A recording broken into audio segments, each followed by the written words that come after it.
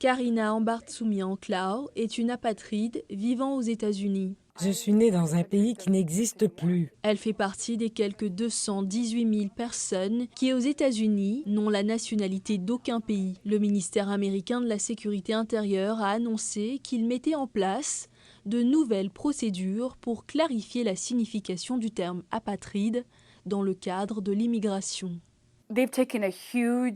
Ils ont fait un grand pas en avant en reconnaissant les gens comme nous dans ce pays.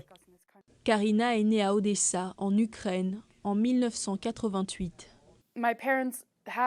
De mes parents, j'ai reçu 2 héritages. Je suis à moitié arménienne et à moitié ukrainienne. Et ça a été un problème. Mon père a été pris pour cible en raison de son appartenance ethnique à Odessa, en Ukraine. Ma mère a fait une fausse couche dans la ville de mon père parce qu'elle a été battue dans la rue. Sa famille s'est réfugiée au Canada, puis aux États-Unis, en 1996, où l'asile leur a été refusé. Mais entre-temps, l'Union soviétique s'est effondrée en 1991 et l'Ukraine est devenue un pays indépendant. Nous sommes allés à l'ambassade d'Ukraine pour obtenir nos passeports et nos documents de voyage pour rentrer.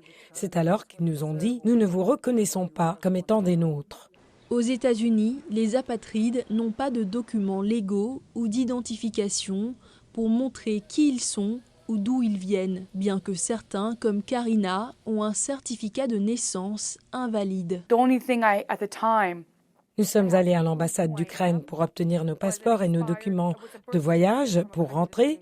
C'est alors qu'ils nous ont dit « Nous ne vous reconnaissons pas comme étant des nôtres ». D'autres n'ont rien. Et à cause de cela, ils ont du mal à trouver un emploi ou même un logement.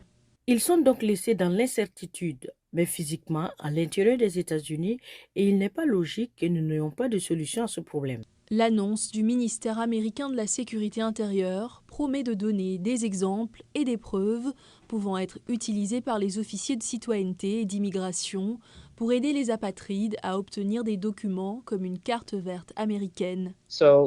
Ils sont donc laissés dans l'incertitude, mais physiquement à l'intérieur des États-Unis, il n'est pas logique que nous n'ayons pas de solution à ce problème. Mais les apatrides ne peuvent pas non plus être expulsés parce qu'ils n'ont pas de pays où retourner. En plus, aucune loi internationale n'exige que les gens aient la citoyenneté d'un pays en particulier. Certains pays autorisent la citoyenneté lorsqu'on y est né. D'autres pays ne le font tout simplement pas. En fin de compte, il est très facile pour les gens de se retrouver sans pays. On ne sait pas encore si la nouvelle politique américaine permettra à certains apatrides d'obtenir une carte d'identité délivrée par le gouvernement ou une autorisation pour travailler légalement dans ce pays. Karina Ambartsoumian-Klaw espère que les nouvelles directives aideront enfin les personnes qui, comme elle, sont dans l'incertitude.